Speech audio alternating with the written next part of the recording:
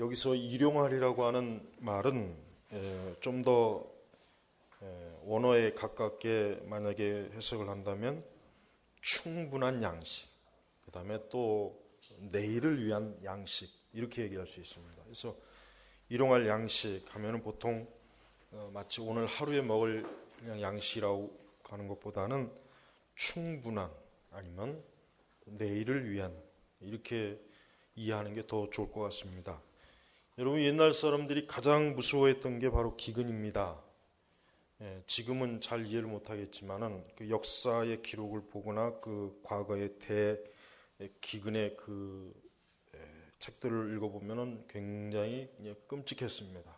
그래서 엄청나게 사람들이 기근으로 인해서 뭐 수백만 명이 죽고, 그 기근이라고 하는 그 고통은 이루 말로 다 할 수 없다고 합니다. 그래서 오죽하면은 나무 껍질도 다 벗겨 먹고 뭐 오만 가지 것을 다 이제 먹는, 그래서 사람도 잡아먹고 그런 일들이 뭐 비일비재했습니다. 우리 역사 속에서. 그러니까 인류가, 학자들이 그러죠. 식량학자들이 인류가 기근에서 해방된 게 얼마 안 된대요. 기껏 해봐야 이제 1900년대 들어와서 이제 겨우 기근에서 좀 해방이 됐지, 그 전까지는 아니었던 것이. 그러니까 오늘 우리 시대 참 축복이에요.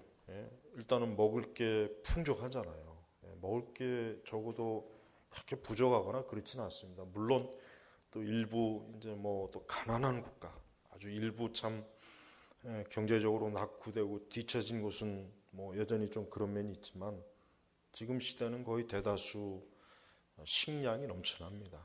그러니까 적어도 식량이 부족해서 굶주리는 건 아니에요. 오히려 뭐 남는 식량이 많죠. 썩어 없어지는 식량이 굉장히 많아요. 그러니까 예수님께서 오늘 우리에게 일용할 양식을 주시고라고 하는 기도는, 이 기도를 할 당시에 이 기도를 듣는 제자들이나 그 시대 유대인들에게는 엄청나게 중요한 기도예요. 엄청나게 중요해요. 오늘 우리는 주기도문 중에 우리에게 일용할 양식을 주시고로 하는 게 거의 대부분 중요하다는 생각 안 해요. 나는 뭐 매일매일 먹을 게 있는데 뭘 일용할 양식을 주시고라고 꼭 기도해야 될까, 그런 생각을 하겠지만은, 실제로 예수님 당시는 어때요? 일용할 양식이 없던 사람도 많은 거예요. 그만큼 못 먹고 지낸 사람이 많았다는 것이 오히려. 그러니까 우리가 말씀을 잘 이해해야 됩니다. 자, 그러나 이제 예수님께서 왜 일용할 양식을 주시고라고 했습니까? 즉, 그리스도인들의 기도에는 현실적인 문제가 반드시 포함이 됩니다. 우리의 기도가 자칫해서 거룩하고 신령하고 영적인 기도라고 해가지고 우리의 현실적인 문제를 기도하지 않는 것은 어리석은 기도예요. 예수님이 하나님의 아들이십니다. 하나님의 아들이 맘만 먹으면은 돌덩이를 떡으로도 만들 수 있고, 뭐 하늘에서 만나도 내릴 수 있고, 오병이어도 일으키시고, 그런 예수님께서 왜 일용할 양식을 주시고라고 왜 기도했겠어요? 즉, 사람에게는 현실적인 문제를 놓고 하나님 앞에 기도해야 될 일이 많다는 거예요. 그러니까 우리의 기도가 뜬구름 잡는 식의 추상적인 기도보다는 더 어때요? 구체적이고 현실적인 기도도 반드시 포함이 되어야 되는 것입니다. 그래서 여러분은 여러분의 기도 속에 어떤 것이든지 간에 하나님 앞에 매일의 필요를, 또 여러분에게 어떤 문제가 되는 것, 여러분에게 어떤 어려운 것들을 기도해야 됩니다. 기도하지 않으면 안 됩니다. 영국의 위대한 신학자인 포사이스가 그랬죠. 대부분의 사람들은 믿음에 의해서 은혜에 의해서 기도하기보다는 필요에 의해서 기도한다, 이런 말을 했어요. 그렇습니다.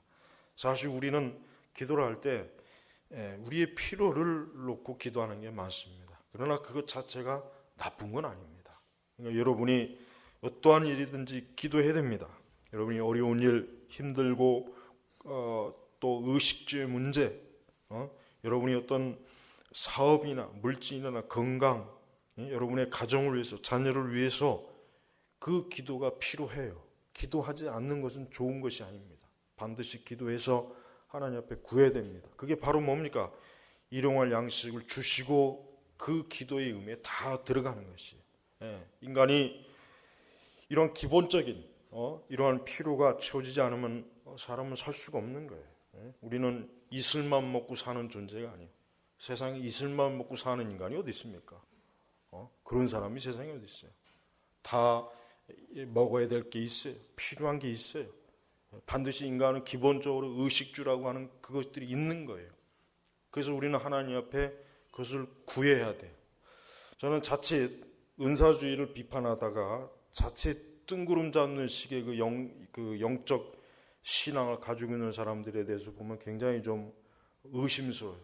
저는 그런 사람, 너도 한번 한 열흘 굶어봐라. 네 입에서 과연 하늘의 만나만 찾겠냐. 여러분, 제가 이제 그 은사주의를 많이 비판하지만 우리가 우리 한국도 그래요. 저도 그런 거는 겪어보지 않았죠. 저도 그러나 1960년대까지는 우리 한국도 이 보릿고개라고 하는 게 있었대요.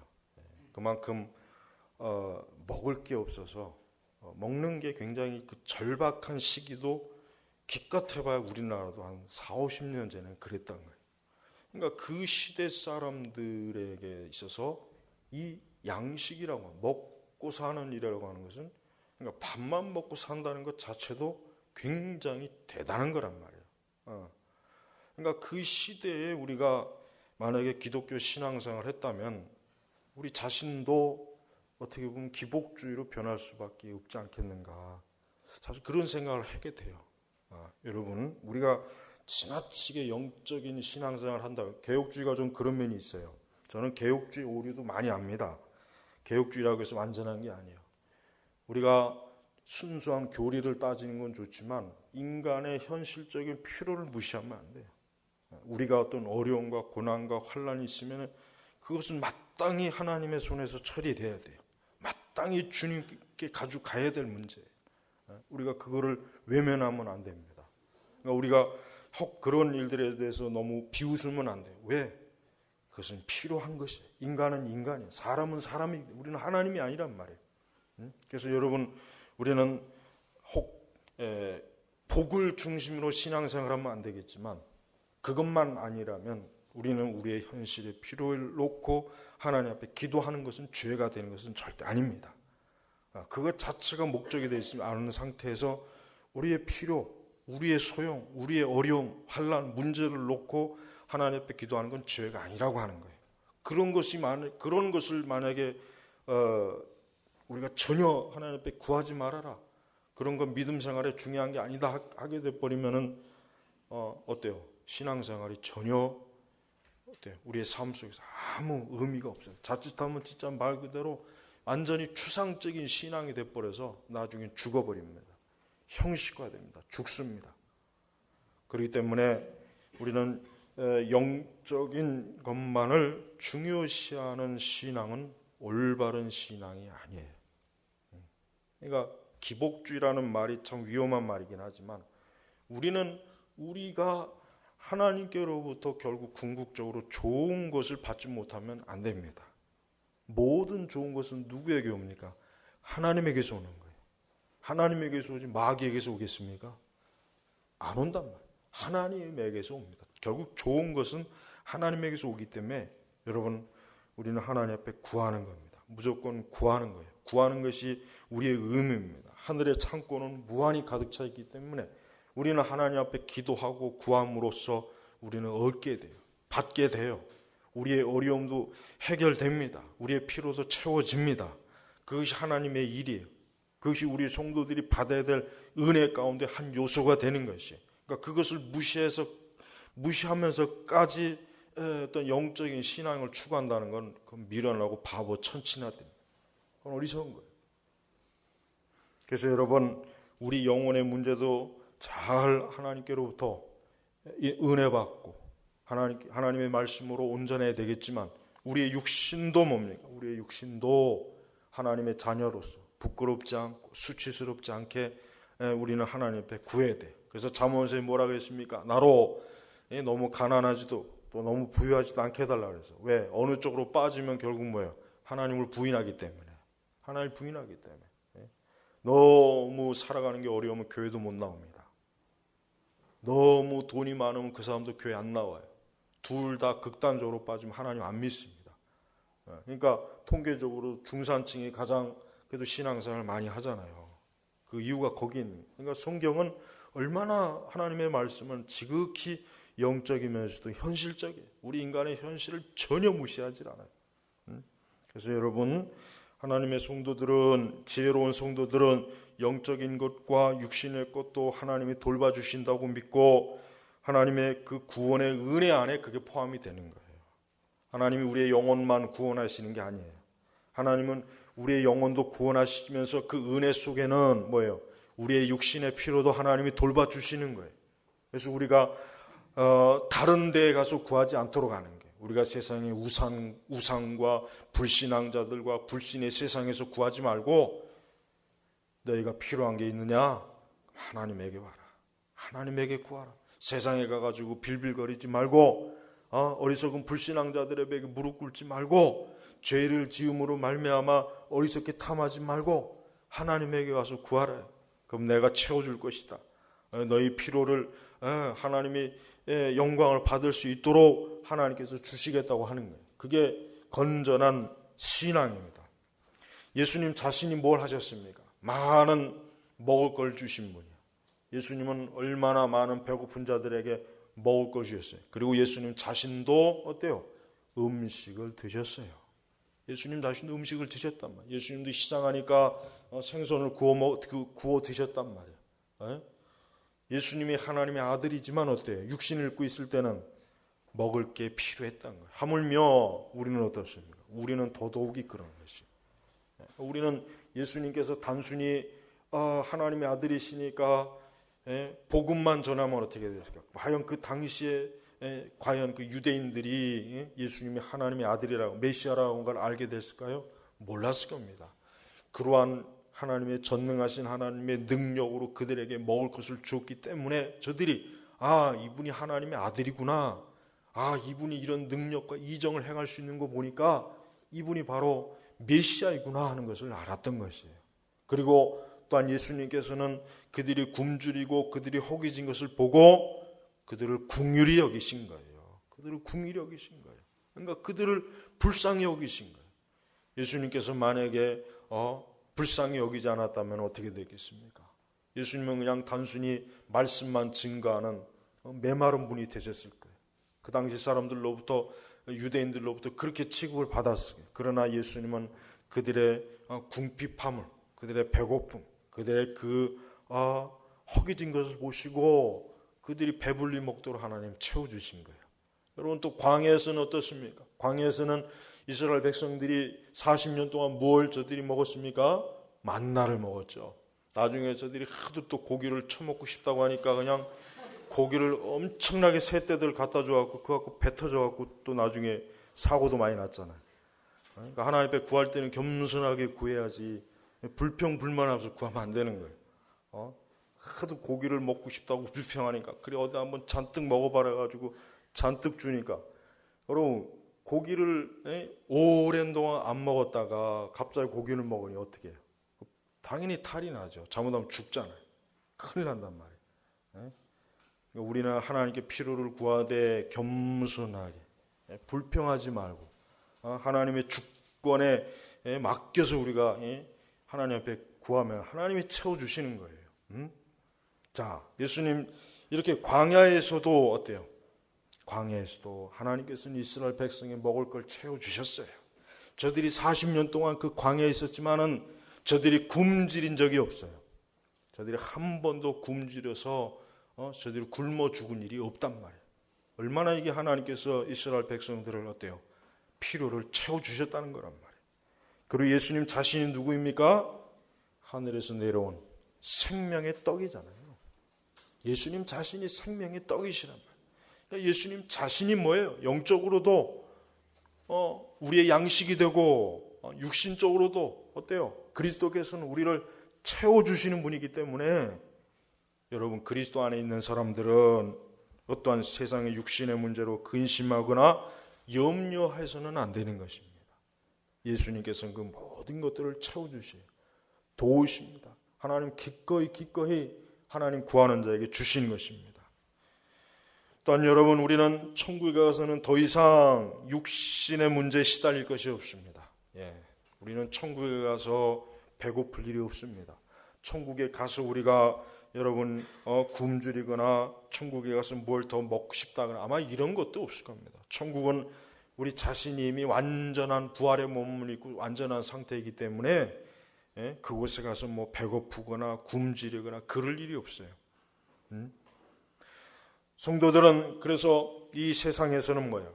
모든 것을 하나님 앞에 의지하는 거예요. 모든 것을 하나님 앞에 구하는 거예요. 그래서 예수님이 오늘 우리에게 일용할 양식을 주시고 라고 이 기도가 이 짧은 주기도문 속에 왜 들어가 있겠습니까? 하나님께서는 우리의 모든 것을 어때요? 책임질 수 있고 도울 수 있다고 하는 뜻이기 때문에 하나님 앞에 구해서 너희들이 하나님께 얻어라, 하나님께 구하라, 하나님께서 너희들이 필요한 것들을 양식을 채워주실 것이다 이거예요.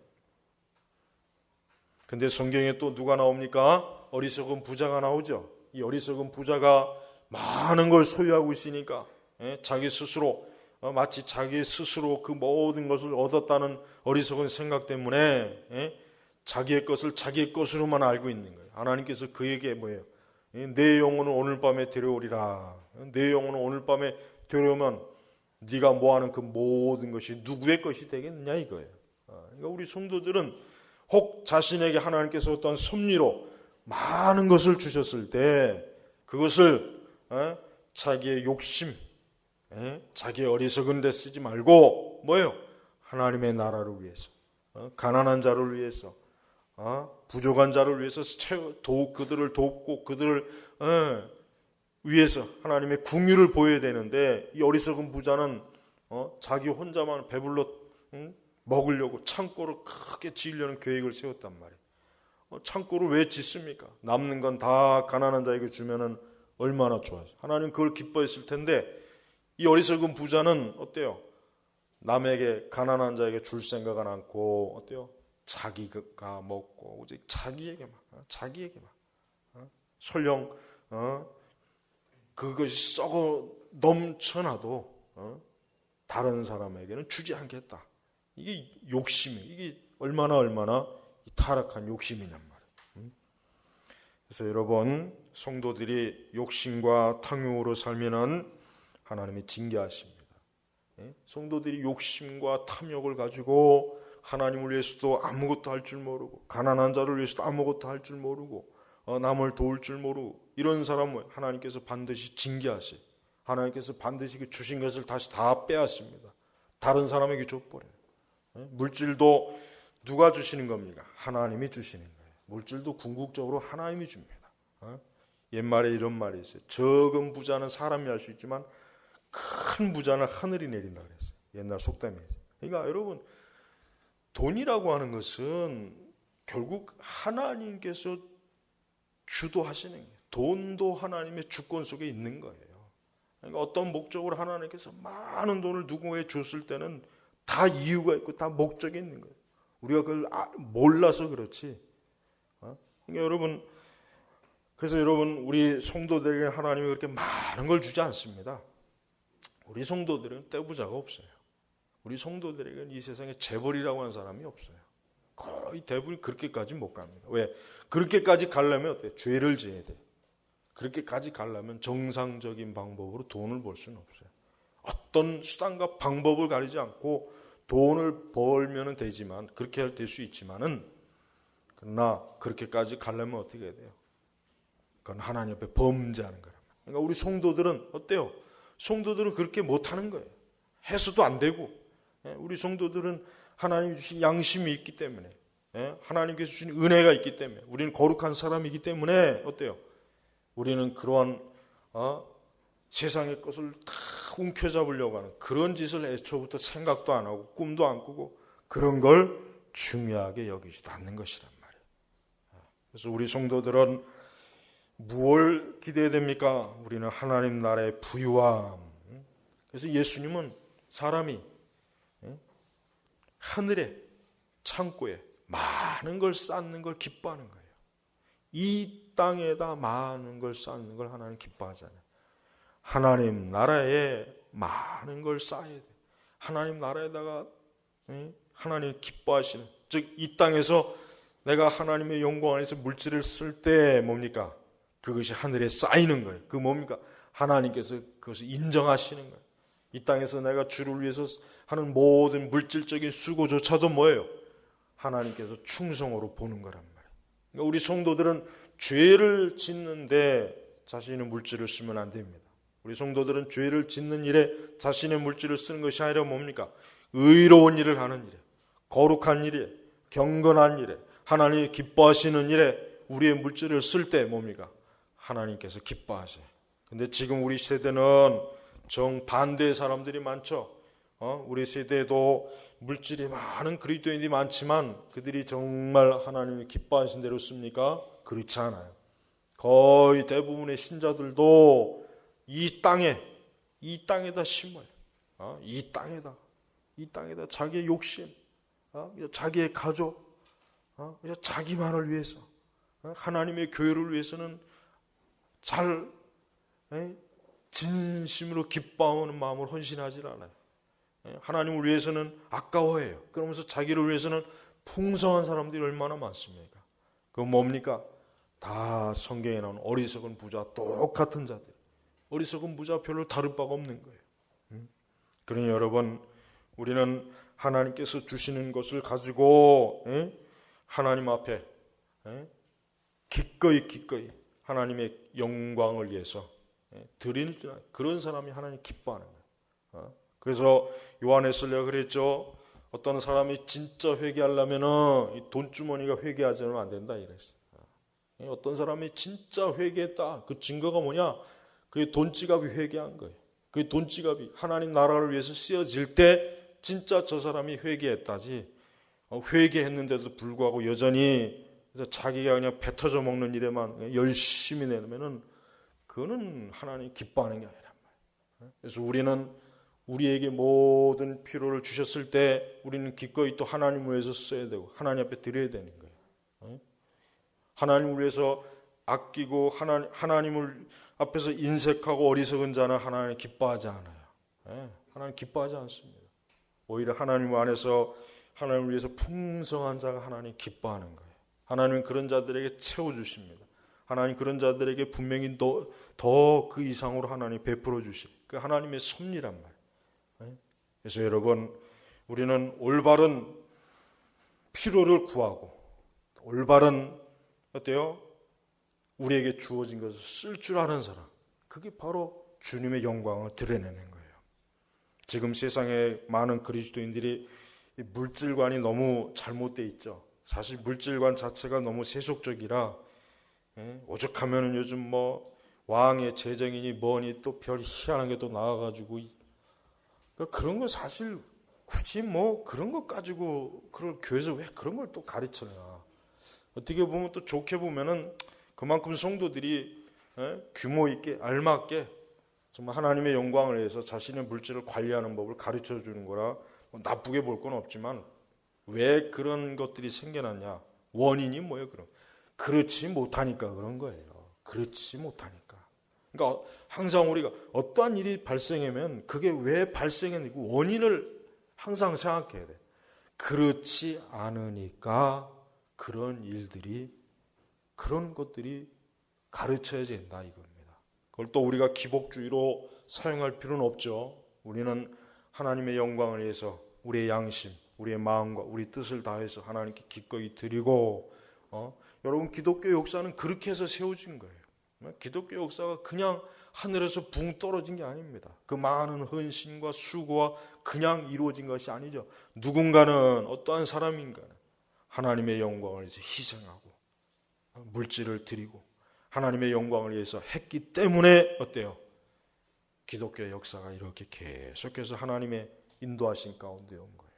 우리 주님께서는 성도들이 하나님을 정말 사랑하고 하나님의 영광을 위한다면은 자기의 가진 것으로 주님을 섬기기를 하나님 기뻐하세요. 그래서 우리나라 처음에 선교 정책이 뭡니까? 우리나라 초기의 선교 정책이 뭐예요? 그것은 성도들 스스로가 교회를 세우는 거예요. 선교사들이 지원해서 세우는 게 아니라 뭐예요? 성도들 스스로가 자기의 것으로 교회를 세우는 거예요. 그러니까 아주 예전에는 교회를 이렇게 막 짓게 되면은 지금이야 뭐 돈 주고 다 뭐 건설회사에 맡기지만 아주 예전에 몇십 년 전에는 그게 아니라 뭡니까? 성도들이 직접 나와서 했대요. 벽돌을 지고 만들고 세면을 그렇게 했어요. 그런 교회 거의 대부분이 그런 교회다. 그게 뭐야? 결국 자기의 것으로 하나님의 예배당을 짓는 거예요. 근데 지금은 그게 아니죠. 지금은 지금 그런 교회는 없죠. 지금 물론 뭐 세상이 많이 바뀌긴 했지만 사실은 우리는 하나님의 교회를 우리의 것으로, 우리의 정성으로, 우리의 수고로, 우리의 노력으로 하나님의 교회를 세우는 것이 사실은 아름다운 것입니다. 그게 사실은 하나님이 참 기뻐하는 거예요. 그래서 여러분, 우리 자신이 그리스도를 믿고 하나님의 영광을 위해서 살 때 어때요? 하나님이 기뻐하시는 그러한 영광을 고스란히 하나님께 올릴 수 있는 것이에요. 그래서 여러분은 일용할 양식을 달라고 기도하는 예수님을 보면서 우리도 역시 어때요? 우리도 우리의 모든 필요를 하나님 앞에 구합니다. 또 하나님은 우리의 필요를 기꺼이 기쁘게 우리에게 주시는 분이, 하나님은 인색한 분이 아닙니다. 예수 그리스도를 주신 이가 무엇이 아깝겠습니까? 그리스도를 주신 하나님 아버지께서 예수님까지도 우리를 위해서 주셨는데 하나님이 뭘 아끼겠습니까? 그래서 우리는 하나님이 우리에게 주신 것을 귀하게 여기고 아껴야 됩니다. 그것을 함부로 쓰거나 함부로 그것을 허비하지 말고 귀하게, 그래서 하나님이 주신 것을 우리가 감사할 줄 아는 그런 자가 되어야 되는 것이에요. 자, 오늘 말씀을 마치겠습니다. 오늘 우리에게 일용할 양식을 주시고 우리도 이 기도가 필요합니다. 영적으로도 필요하고 육신적으로도 우리는 이 기도가 필요한 기도라는 걸 알아야 돼요. 이 기도가 사실 필요 없는 사람은 없어요. 그러나 이 기도가 중요하다는 건 그리스도인들만 알아요. 그리스도인들만. 여러분 항상 하나님 앞에 이러한 기도가 늘 기도 속에 넘치길 바랍니다. 기도하겠습니다. 하나님 아버지 감사합니다. 우리의 일용할 양식까지도 주께서 우리를 위해서 공급해 주시고 또 우리의 모든 필요도 주님의 손에서 우리에게 공급하시는 줄 믿습니다. 하나님 아버지, 우리가 일생도록 살면서 우리의 장래나 먼 훗날에 대한 근심이나 염려하지 말고 하나님께서 우리를 이 세상에 끝날까지 우리를 인도하시고 함께 하신다고 하는 말씀을 믿고 언제나 하나님 안에서 장래를 염려하지 말고 필요를 염려하지 말고 주님을 믿고 의지함으로 평안함을 마음을 갖도록 우리 성도들을 축복해 주시옵소서. 감사하며 우리 주 예수님의 이름으로 기도 올립니다. 아멘.